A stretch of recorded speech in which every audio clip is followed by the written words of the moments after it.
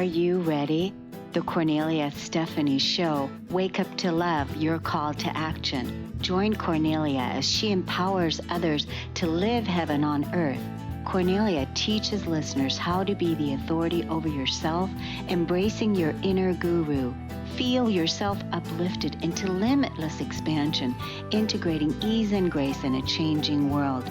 This show will cover topics such as unconditional love, your physical body, how to be in extraordinary relationships, create financial and emotional wealth, embracing entrepreneurship in the new earth.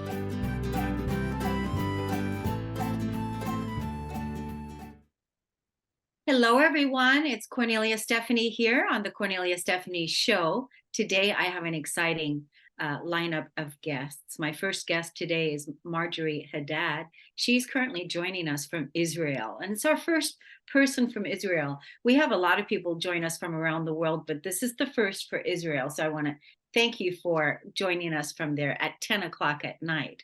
And that just goes hello. Let me first tell the audience a little bit about you, Marjie Hadad. You are a global public relations expert, the author of an award-winning international #1 bestseller, The Power of PR Parenting, and an award-winning TV producer, as well as a speaker on how to use public relation practices at home to help make parenting easier, our kids to thrive, and our world a kinder, more respectful place. You hold, Marjie, a BS in broadcast journalism and an MA in international relations, both from the Boston University. You're married and you are the mother of 3 grown children. You live in Israel and also the United States. Welcome to today's show. Thank you so very much. So happy to be with everyone. It's so great to have you because you have a very important message for the future leaders, which is all of us, but in particularly the children of today's world that will be rising into adults and continuing on the legacy that they want to live and create here on this planet. So you want to talk about your passion project, your book, and your forward movement with what it is that you are inspiring everyone to join. The movement is called the PR Parenting Movement, and the book is called The Power of PR Parenting, which means ultimately applying public relations strategies, practices, and tactics to parenting and to helping our children be the best that they can be, gaining confidence, resilience, and experiencing some level of success along the way. And like you said, as parents and mentors, teachers, guidance counselors, what we say to our kids stays with our kids, just like it did with us. We remember what our parents, grandparents, and mentors and guidance counselors said to us, and it probably stays with all of us until this day. Wouldn't it be nice if what we were carrying and sending along with our children were positive reinforcement messages to help them believe in themselves, especially when they mess up? Hey, you know what? It's okay. Try it again. Do the best you can. Practice. Eventually you'll get there. And even if you're not going to be an Olympian or a Broadway star, guess what? You had the experience. You can take that with you wherever you go and apply that to other things. So what you're saying is we're talking about speaking to your children, to your family members, your children in particular, with compassion, with kindness and love, rather than the critical person or I don't know, what is that? Just a mean person that if you know, you want to treat your children how you would want to be treated.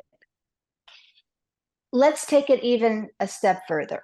When we're at the office, okay, we are respectful to our colleagues, to our clients, to our partners, to our bosses. Mm-hmm. And even if we disagree, we find a nice way to share our discontent. when we come home, we need to do the same, remembering that our children are ultimately our customers and we're customer service. And we need to be kind and respectful. And if something doesn't go quite well, then rather than pointing out the negatives, say, well, you know what? This is one way to do it. May I show you another way? And then demonstrate, guide, show the way, and then have your child practice along with you. This way they learn. They don't dwell on what didn't work out. They're focused on the things that will help the issue to work out, help the challenge, overcome the challenge, and eventually do it even better, or maybe just differently. Because sometimes it's not a matter of good or bad, it's just a matter of doing something differently. And not everything's a straight line. There are lots of zigzags in life. That makes the journey even more interesting. And that's one of the wonderful things that we have in life is the journey and the experiences that we have along the way until we reach that ultimate goal. Yeah, I think this is a really critical time period because there's so much disconnection happening, for parents and also for children. You were telling me a story in the green room before we came on, what Mhm. happened when you were in a park and you saw a person. Give us that example of, an example of what actually happens out there. This is actually a couple of weeks ago. I Mm. was in Austria and we were in the park, and there was an English speaking grandmother with her, I believe it was her daughter, and they were with a young child, probably around 10 or a little bit younger. And she was berating him for not eating his banana Mm. and instead holding the banana. And she went off on him. Not only that, but very loudly. I wasn't very close to this woman and I could still hear her, and she caught my attention and she went on and on and on. And the kid just stood there, didn't say a word, just listened. And then she finally said, all right, take that banana, go over there and eat it. And don't come back until you're finished. I thought, my goodness, this poor child is going to take that experience with him throughout life. Hopefully he won't pass it on in that same dramatic expression of his grandmother. I'm assuming it was his grandmother. And the next child will have to, unfortunately, perhaps, I don't know this to be true, but perhaps experience the same once this young man grows up to be an adult and he pays it forward. So it's very important for us to understand that however we are treating our kids, they're going to take it with them like we have and pass it forward. And if we can do our best to make it a positive experience, listen, we're all human. We're all not 100% of the time. I totally get that. But if we can catch ourselves in the middle, turn it around and make it into something positive, and maybe even apologize. Hey, that's okay. Sorry, I lost it. I didn't mean to. You're okay. Let's see how we can redirect and do better together. Yeah, because I was going to ask you, where can people begin right now?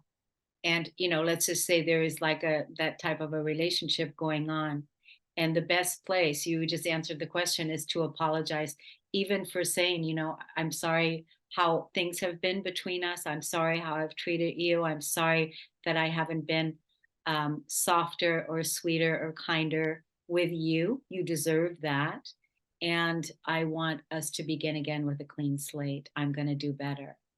And I think that's a wonderful way. You have your book behind you. Can you hold it up more close to the camera and read what it says on the outside of the book? It says the power of PR parenting, how to raise confident, resilient, and successful children using public relations strategies. It's published by Muse Literary out of Chicago. So where can people find the book right now? You can find the book anywhere, but I'll make it easy for you. Amazon, Barnes and Noble, just plug it in on Amazon or Barnes and Noble, and the book will come up. If you just plug the name into any kind of search engine, it will also come up. It's all over the place. And you can also reach out to me at PRFOR period life, PR for life, you spell out the 4. And you can learn more about the movement, join the movement, and ask any questions you want, because we're all in this together. And if I can be of any assistance or help, it would be my absolute pleasure. That's wonderful. Now, are you on social media as well, like anywhere on Facebook or Instagram or? Short answer, yes. Instagram, Facebook, LinkedIn, wherever you'd like to follow me, I invite you to, if you're an Instagram person, at Marjie Hadad. Marjie with the J, MARJIE HADAD. That's beautiful. So what is the vision? What is your vision in moving forward in the movement that you are creating, have created with this fabulous book and, communication with what you're doing? What is the vision? How do you foresee this playing out? I would love to see the PR parenting movement grow and to have thousands, millions join the community and to start the dialogue and to continue the dialogue and to help each other and say, this is the case scenario at home. What in this book or what in this philosophy would you suggest I do in order to get through this very difficult challenge? Whether it's at work, with the kids, with your partner, with somebody external. Ultimately, this boils down to how we communicate, not only to ourselves, but to the people that we interact with every day. And ultimately, most importantly, our children. Because the ultimate goal of the PR parenting movement is to create a kinder, more respectful world where diversity is celebrated rather than feared, where we accept ourselves for who we are when we just do the best that we can, and that we're kind to each other. And if that's something that we can achieve together, I think we would be in a much nicer world, the kind of world that I'd like to live in anyway, and that I would love my children and grandchildren and so forth to live in. The kind of world that we're creating. I absolutely endorse this movement. And so thank you so much, Marjie Hadad, for coming on the Kornelia Stephanie Show. We're going to take a break right now. We'll be right back.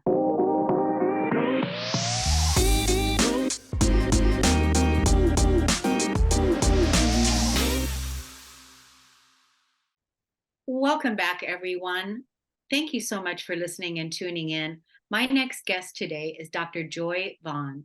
She's a native of Barbados, and Dr. Joy Vaughan, Dr. Joy, brings a unique and diverse set of educational, practical, and professional experiences to the issues that often negatively impact people at some point in their lives and careers.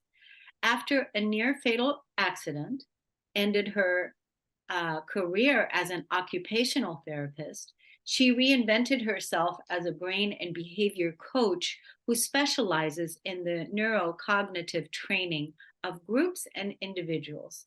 She's a former Florida International University and Broward College professor and a world traveler. Dr. Vaughan's forte is helping her clients reinvent themselves and be resilient. Her unique individual and group neurocognitive training shifts her clients' behaviors one neuron at a time. Dr. Vaughan holds a master's degree in special education, neuropsychology, and a doctorate in education and brain-based learning. She enjoys supporting others to think and live outside of the box and being a nana. She's the author of Powerful People, Powerful Lives, the 7 Steps Empowerment series for the spectacular and Christian souls, and the art of resilience, Phoenixes Rising. Wow. Welcome to the show today, Dr. Vaughan. Gee, thank you so much, Kornelia, for having me. I've been looking forward to this like a kid looks forward to Christmas. Oh, that's so good. It's wonderful to have this space created for amazing people like yourself that are here to inspire the audience with what you are passionate about, with what your message is. And you were talking to me earlier about how you are focused on inspiring people to reinvent themselves, because that is the story that of what you did with yourself. Would you like to go into that story? Yes, I love my mom. She passed way too early Mm. at 43. I think I was about 13 then. Mm. But she just poured the wisdom of the ages into me before she transitioned. She says, Joy, the one thing I want you to remember is that you must plan your life in decades and reinvent yourself every 5 years. Now, why is that important? She says, because number one, it keeps you current. Number two, it keeps you vibrant and alive. And number three, you'll never have to want for anything. I love that. I'm actually writing that down. I've never heard that. Plan your life in decades. I've never heard that. And reinvent yourself every 5 years. That's really good. So I've had a lot of reinventions in my life, sometimes forced, and sometimes volunteered. I guess my first major reinvention, I've always been an avid lover of the brain. Yes. And I remember starting out my journey. I'm originally from Barbados. So the first reinvention was just coming here to America, where they told me, Kornelia, that the streets were paved with gold. I have not found any yet, but I'm still looking. That's amazing. Yeah. And so having done that, I started on my trajectory as to what would really light me up. What's my passion? And it's true, it was really healing. Now, I love crafts, particularly basket weaving. But since there wasn't a long line for basket weaving jobs, I reinvented myself as an occupational therapist, because that profession allowed me to use crafts to heal, strengthen the muscles of the hands, and so forth. So I was able to combine what I love with actually a real mission, which is to heal people with all kinds of diseases and strokes and mental health issues. And because occupational therapy is a broad base conversation. So you're able to do that. And I got a scholarship to Columbia University in New York. And that set me on my trajectory of my reinvention plan. Did occupational therapy for a while, went back home to Barbados, and then came back and found myself in the world of children, healing children, and also home care. It was a new field that was opening up. It's the first time that you could actually make a living going into somebody's homes, doing the therapy, and then, actually getting paid very well for it. So I was able to combine that in Chinatown in New York with acupuncturists, and together we worked to heal patients who had strokes. So they would do the acupuncture and I would do the exercises, and we found a probably 50 to 75% return of the extremity. And that was really, really exciting. And that's when I knew that you could tap into the brain and make something happen on a very real level. And after that, let's see, I was doing occupational therapy for a while. Things were going well. Of course, I was married. And, marriage is marriage until it's not. Again, reinvent, pivot. And then I did something that I thought was wise. But Kornelia, it wasn't so wise in the aftermath. So I went to get my wisdom teeth out. It was 4 nurses and myself, different dentists. And I ended up having fibromyalgia and RA and being semi-paralyzed, having to fight my way back. That was the end of my career as an occupational therapist. So what do? You write about that, yes? And you reinvent yourself as an author and a writer. And slowly and surely, just being able to write about the experience helped me to heal. So you can understand that, yeah? Yeah. there's power in the written word, and there's healing in the written word. And so it was really great to be able to now establish myself as an author and a published author and a self-published author, because the world of publishing has changed. If you're not Beyonce or Jay-Z, you have to kind of do it yourself. Yeah. So I have to reinvent myself as a one-time packager of graphic artists and learn all about that. I was able to actually teach that to people and help them publish their books, which morphed into being a teacher. And so I ended up teaching at the colleges like you read. And then I figured, okay, it's time. I should really do something else in my life. And I think I was in my late 50s, 60s. When I went back and got my doctorate, I finished what I started. And that was to do a study with college students who were failing and to see if the intervention would actually shift their brain patterns and have them be successful. And it did. And they were able to graduate from college. Now, these were first-time in college students, minorities who really and truly were destined or deemed to drop out of. But that I keep track of them every once in a while. They're all doing remarkably well because of the intervention. I don't know if you've heard of Landmark Education. They do, yeah. So I ended up being a seminar leader for Landmark Education and really absorbing that. And that's what helped me to be able to heal and to walk again. Constantly just getting rid of the stuff, whatever that is, and being able to see a future and a purpose that was way beyond what I could ever imagine. I have died and come back, and that was exciting. I didn't want to come back, but they said I had to come back. And throughout the whole journey, it's just been great to come up to now in a series of reinventions that each one has built on the other and you don't see it happening, but it's a stepping stone to where God is taking you next. And you just have to follow the yellow brick road, Kornelia. Yeah, I love all of this. I definitely want to have you come back for a future longer discussion and hear more and go more in depth with you. How can people find you right now, look you up on social media, and also work with you if they choose to? I don't know, do you do one-on-one sessions? Is that I what you do one-on-one and I do group sessions. Okay. I, So I how can people find you? You go to, I'll put it up in the chat, but it's www.drjoycoaching.com. Okay. Dr. Right? Joy Coaching. For those of you that are listening and driving, that's why it's important to speak it out. Yes, it's drjoycoaching.com, not .net.com. Yeah. And that you'll be able to find me there. We are having a business resilience summit because God has laid on my heart coming out of the pandemic.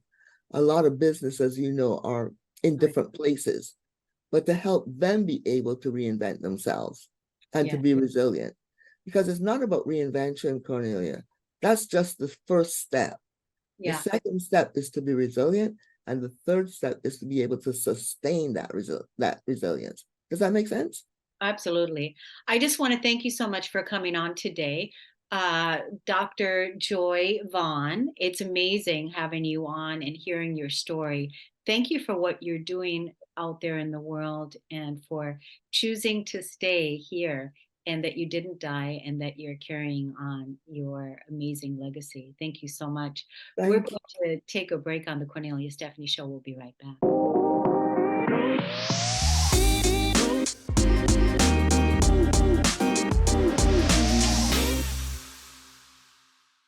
Welcome back, everyone. I am so excited to introduce you to our next guest, Helen Snell.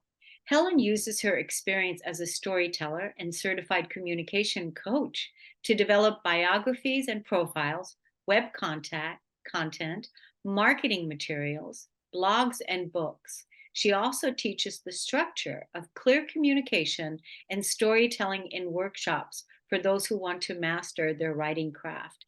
She understands that you are your brand.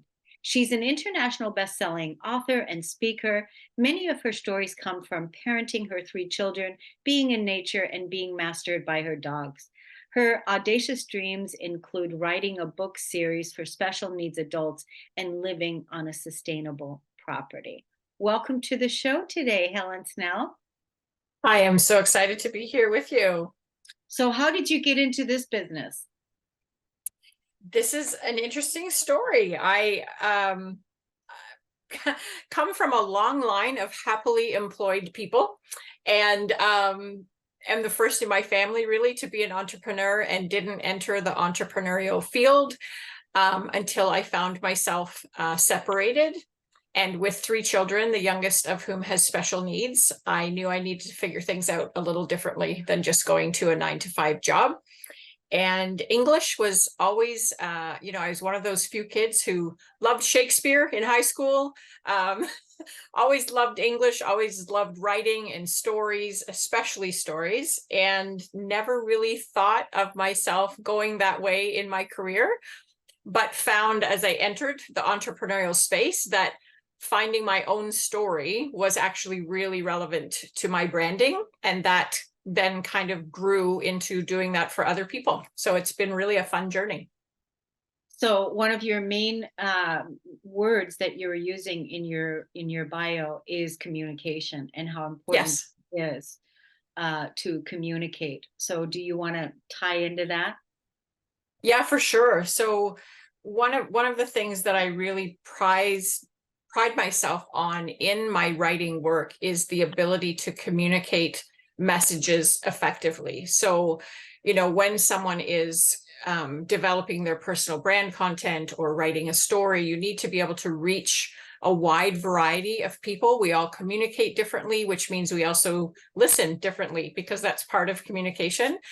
And a lot of that skill developed in me through my parenting. For example, having my youngest having special needs, for example, I had to take everything in communication down to its most finite form. What's the smallest step?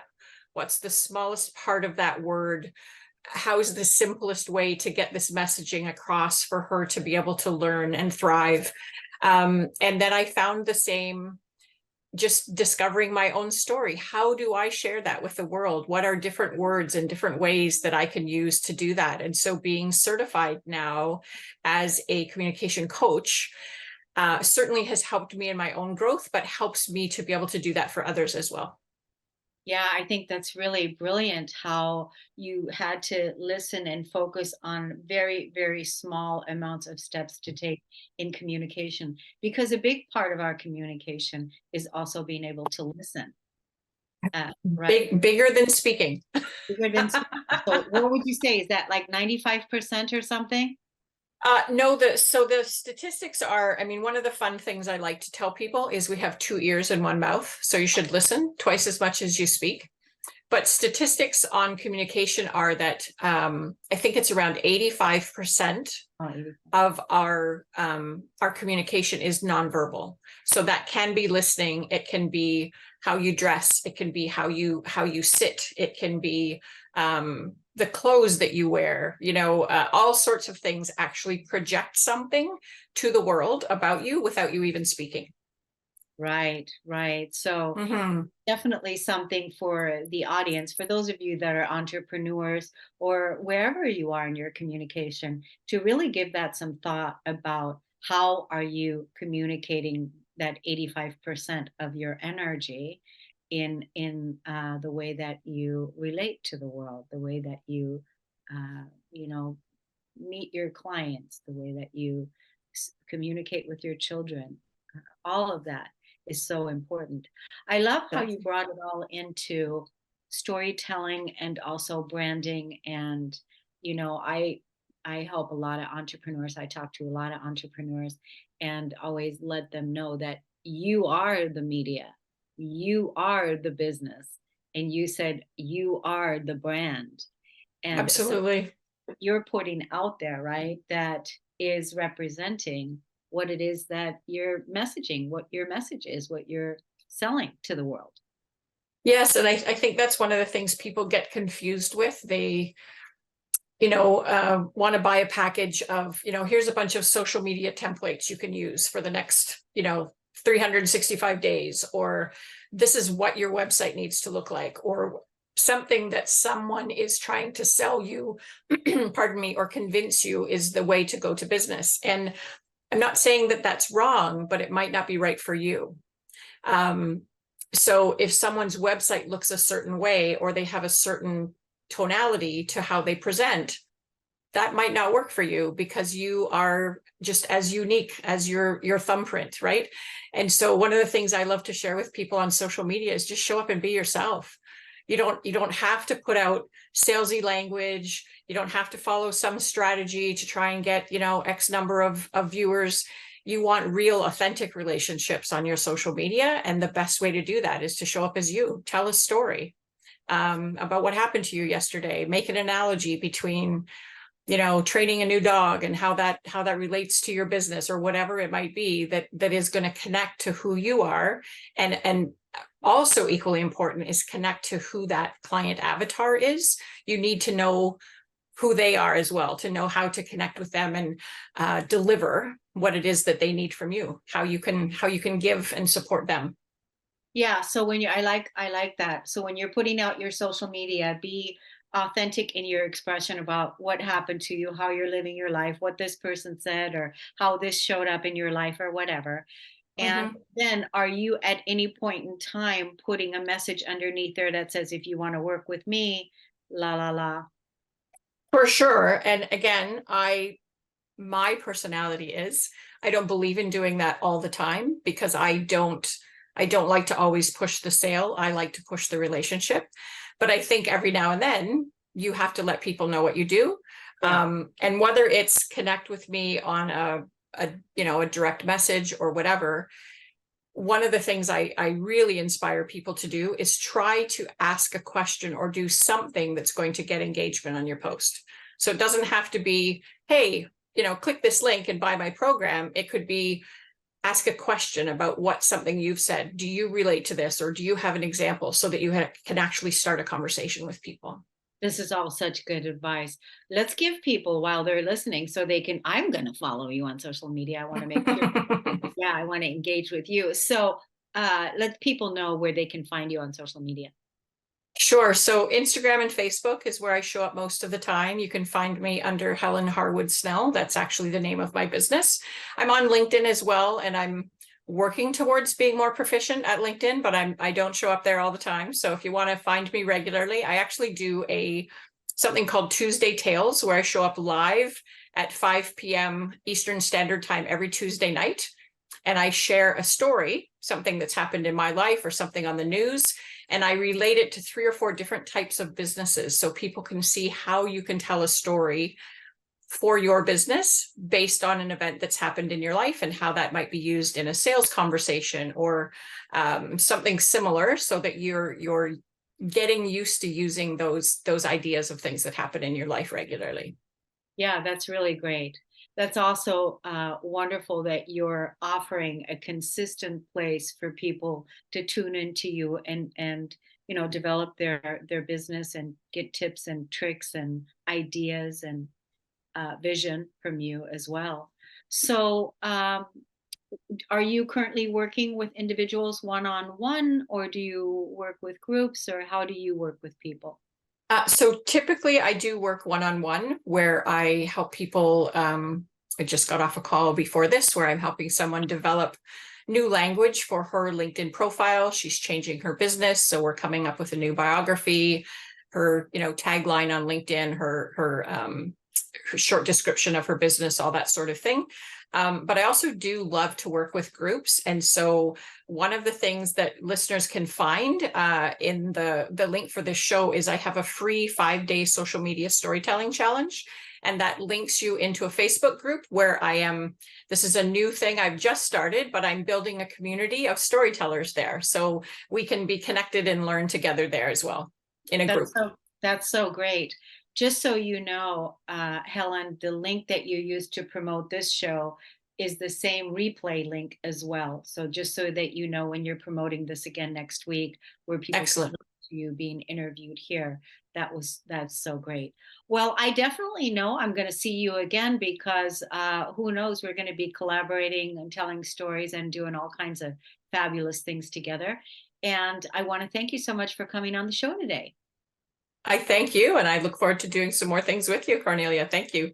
Thank you so much. We're going to take a break and we'll be right back.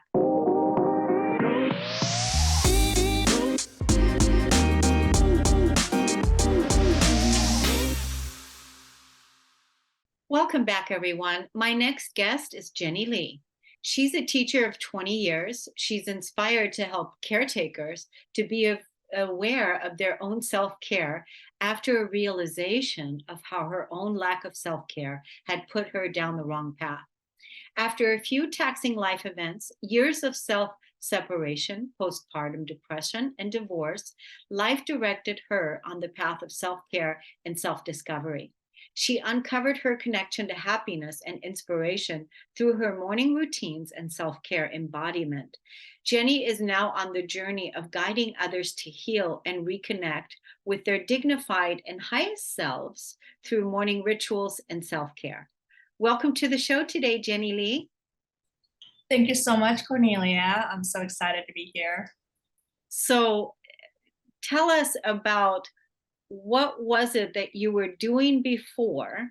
Okay, so before I have always been a teacher, but life, well, not but, I think it's just natural for everyone to come to a change in life, and I became a mother, and that got me, and it made me realize that becoming a mother is really a continuance of my previous life. The energy that I was living in would just always hustle, hustle, hustle, and forget about my own self-care.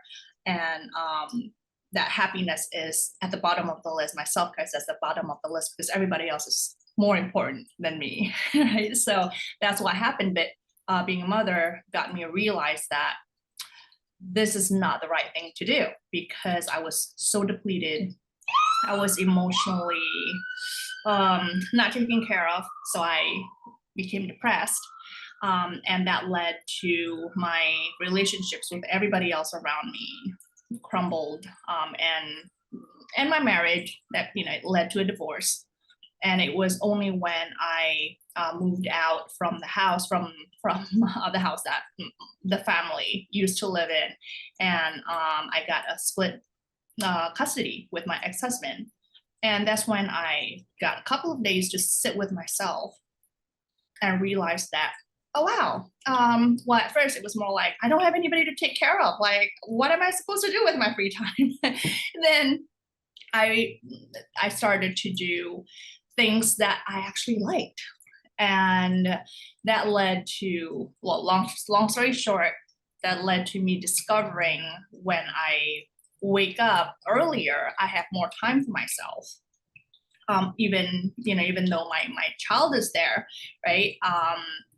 I would wake up, say, half an hour earlier, and I would dance to a couple of songs. And actually, there was a place where I did not like working at, and that really brought my energy down. It brought my mood down because it was really draining. But on the days when I danced, when I meditated, when I took care of myself and ground the joyful energy, I would go to work and I would not be as stressed anymore. I was not as reactive anymore. And anybody could say anything to me and, really? And I noticed the reaction compared to before I started the self-care and the morning routine. I remember how reactive I was more, and like how people get easily triggered by, I don't know, road rage.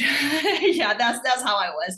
And now the environment is really the same. I'm still teaching in an urban high school, but I am much happier.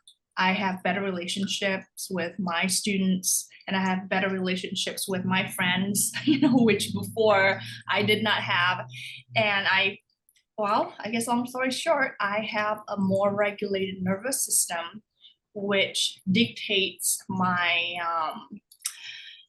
let me see, it helps me respond to the world more positively.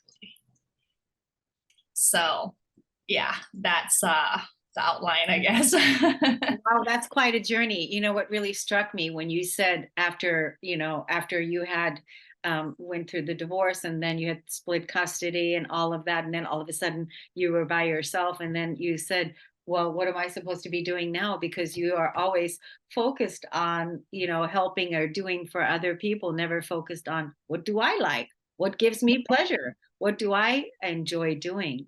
And I love how you make the focus the joy, and that naturally regulates your nervous system because you're focusing on you and what makes you feel good.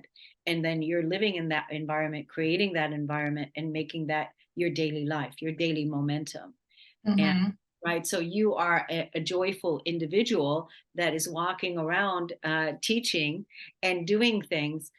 And it doesn't mean that you don't have your challenges, you do, but because of your ritual, because of your practice, it helps regulate you and gives you joy. Is that right? Oh, very much so. Because if you actually think about it, a lot of people, we are so used to blaming, right? Okay, I feel this way because my outside environment is like this. I feel this way because he did this to me or she did this to me.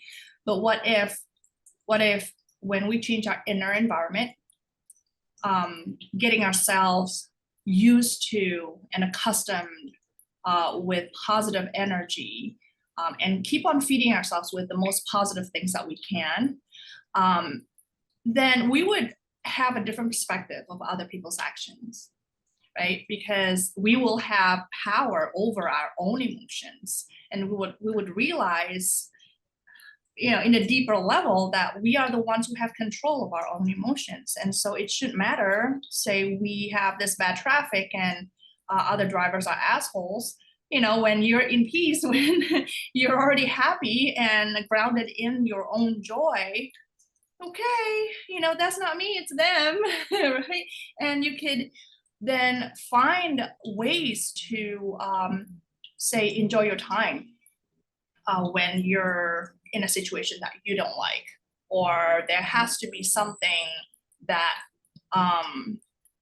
some ways where you could find a lesson, right? Because things do happen, but when you actually look at, so when you are more in joy and you are grounded in your own peace, instead of looking to blame, you would look for opportunities in any kind of situation, right? Yeah. And so this traffic, all right, I'll be stuck here for an hour. What can I do? Instead of, oh, this is killing me, right? I could listen to a good audiobook. I could dance, to some music. So how do you make that an opportunity? It's always the question when you're light, when you feel light, when you feel like, you have power over your emotions, Yeah. right? It's always that. And but it does take a lot of work and practice. And so that's why I emphasize the morning routine, because when you first wake up in the morning, your brain is the cleanest slate. It's between that brain wave of delta and theta. When you first wake up, you're not thinking of anything. And theta is that wave when you're groggy. And so the first thought that you think of when you first wake up, like maybe, oh, I'm going to have fun this morning. It's going to grow into this fun and, positive and fun tree during the day. But when you wake up and the first thought that you think of is problems from yesterday or some blame, it's not going to be a nice tree throughout the day. And so, yeah, why do that to yourself, right? And so yeah, I'm so glad you're out there teaching. I'm so glad you're out there teaching and talking about this. Such an important example. It's such a personal tool, like you called it earlier, the tool in your toolbox. Let's let the audience know where they can look you up and find you on social media, or how they can learn more about what you do. Yeah, absolutely. So on Instagram, I'm at Sunny Jenny Lee, and on Facebook, I'm also on Facebook, but whatever details, social media details that you'd like, I will send it to you so you can have it on your show notes. Yeah, the best thing to do, Jenny, is, while we're talking here, because people are listening, driving to this podcast, they're listening and they need to know. So basically, even when you're promoting the show next week, is put it underneath in the comment section where people can follow you. Put it underneath, then that way it's there. So I want to thank you so much for coming on the show today, and I appreciate you coming on and inspiring us. Oh, she has you, our producer has you on the Facebook screen event. She has your information on the page. Ciara, you are so wonderful. Thank you so much for helping us spread her joy, Jenny Lee's joy around the world. So I want to thank everybody for listening and tuning into the show today. We'll see you again next Friday. Take care, everyone. Thank you, Jenny Lee. Bye. You've been listening to the Kornelia Stephanie Show, Wake Up to Love, your call to action. Tune in each week on Transformation Talk Radio. Kornelia's joy is to engage others in practical ways, showing us how to live in the new earth in harmony with our true nature. For more information on Kornelia and her extraordinary work, or to listen to past shows, go to her website at korneliastephanie.com.